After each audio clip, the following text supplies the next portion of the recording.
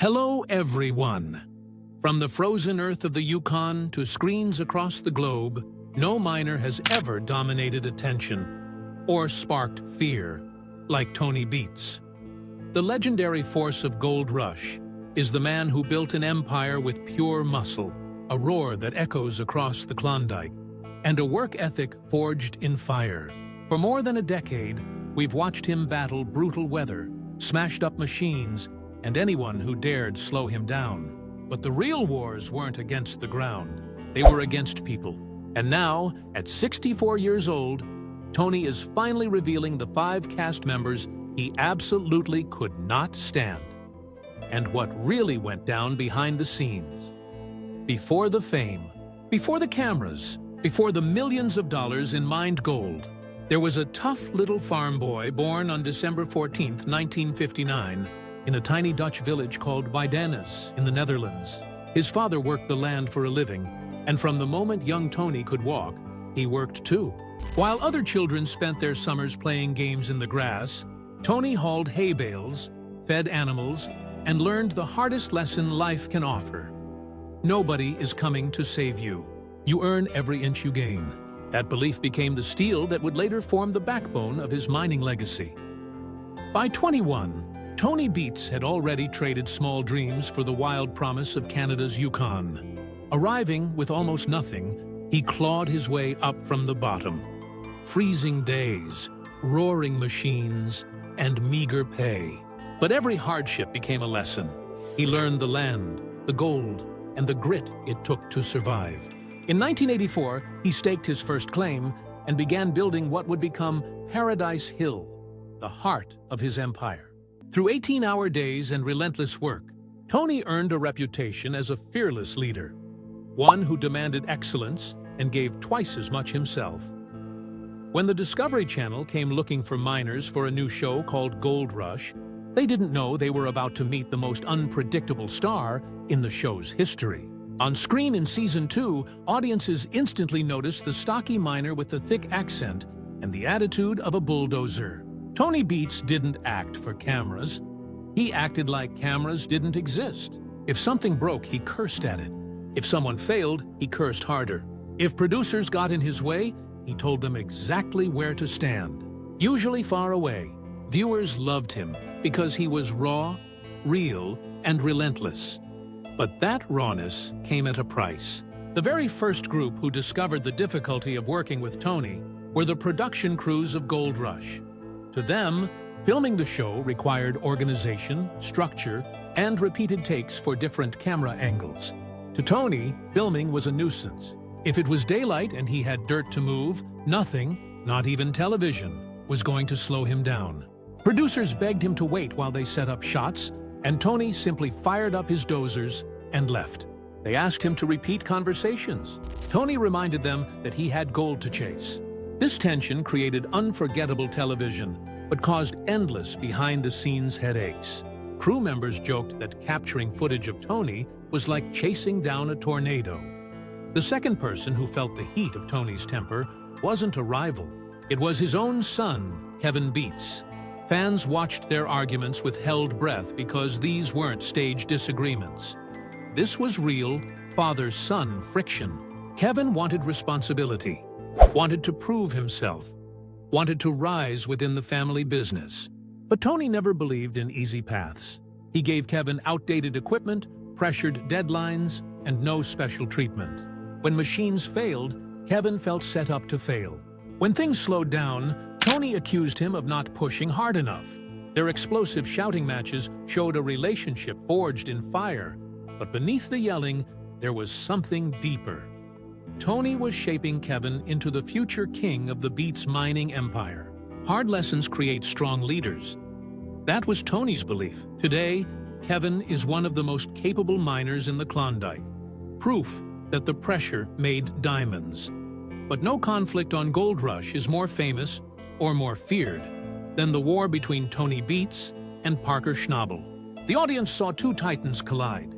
Parker, the young prodigy who inherited his start from his grandfather, versus Tony, the self-made immigrant who carved his success from frozen ground. The two miners clashed over boundaries, techniques, equipment deals, and respect. Their biggest battle came during Season 8 over a claim line disagreement. The temperature dropped, but Tony's blood boiled hotter than ever.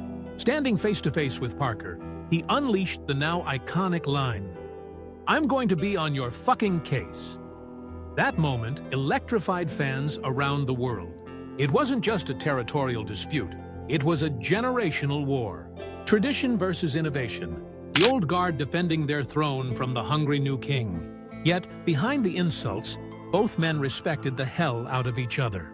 In a place as unforgiving as the Yukon, respect isn't given, it's earned, and both miners earned it. Another clash came from Todd Hoffman, whose mining style was the complete opposite of Tony's grounded discipline. Where Tony relied on experience and strategy, Todd leaned on hope and faith. Todd's frequent mistakes infuriated Tony, who believed that optimism didn't put gold in the sluice box. Hard work did. Their disagreements were both loud and philosophical. But despite the tension, Tony never truly hated Todd. He just couldn't tolerate a leader who didn't understand the cost of every decision in the dirt.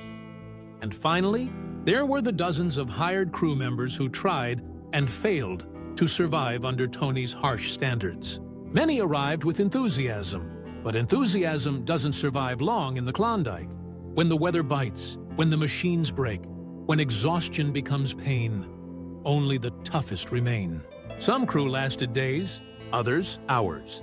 They left claiming Tony was impossible to satisfy, a tyrant, a man without mercy. But the ones who stayed, they became some of the strongest miners in the region. Tony doesn't break people, he exposes them.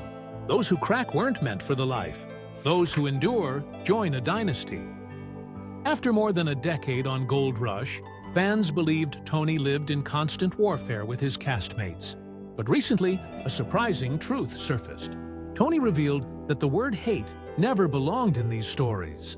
Yes, the cameras captured fights. Yes, the arguments were loud. But the show never captured the apologies that came later, the teamwork that solved the problems, the respect earned through shared struggle. Reality TV amplifies conflict. It shows the flames, not the warmth that follows. Today, at 64 years old, Tony Beets stands as one of the most successful and influential miners the Yukon has ever known. His kingdom at Paradise Hill continues to boom with roaring engines, towering machines, and mountains of pay dirt. Beside him through every victory and disaster is his wife, Minnie Beets, not just his partner in life, but the true backbone of their empire, handling finances, operations, and the pressure that comes with running a multi-million-dollar mining dynasty. Their children, Mike, Kevin, Monica, and Bianca, now carry forward the Beets legacy, each contributing their own strength to the next generation of the operation. What Tony dreamed of when he first stepped off that plane into Canada with almost nothing has come true. A family empire built from toughness, loyalty, and gold. He has pulled millions of dollars from the ground. He has given jobs to hundreds who needed a chance. He has proved that real success comes from grit, persistence, and refusing to quit. No matter the weather, no matter the breakdowns, no matter the odds. And still, retirement isn't in his vocabulary. As long as his boots can stomp through the dirt and his hands can grip a throttle, Tony Beets will keep mining, with or without the cameras rolling. In the end, the people viewers believed he hated. Parker Schnabel, Kevin Beets, Todd Hoffman, the Gold Rush producers, and every crew member who ever felt his fire were part of something bigger than conflict. They were in the same unforgiving fight, extracting gold under pressure while the world judged their every move. Drama made great television. But the legacy Tony Beets leaves behind, that is pure gold, and it will shine long after the cameras go dark. He once came to the Yukon to find gold. Instead, he found immortality, and now it's your turn to weigh in. Whose side were you on during these unforgettable moments? Tony Beets, the iron-hearted mining king? Parker Schnabel, the ambitious young challenger? Or Kevin Beets, the son stepping into a legacy of gold and fire? Comment below, hit that like button, and subscribe for more real stories from the Klondike. In this land, only the toughest survive. Thanks for watching.